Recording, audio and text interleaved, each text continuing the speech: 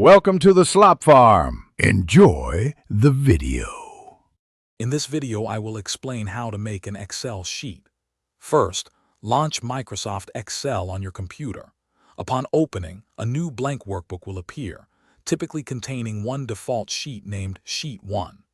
This is your starting point for data entry and organization.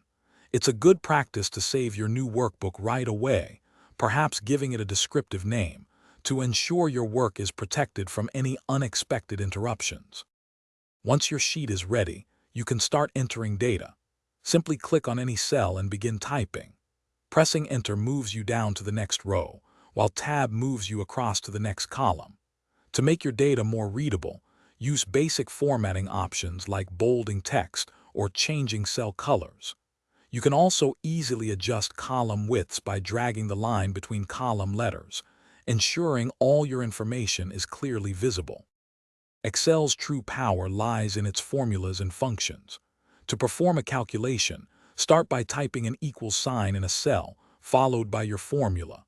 For example, equal sum, A1, A5, will add the values in cells A1 through A5.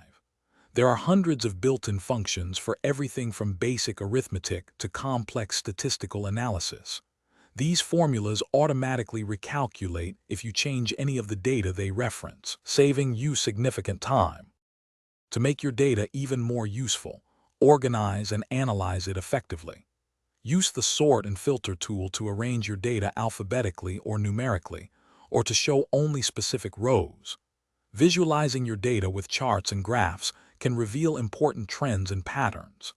Additionally, conditional formatting can automatically highlight cells that meet specific criteria, such as values above a certain threshold, making key information stand out instantly. Thanks for watching.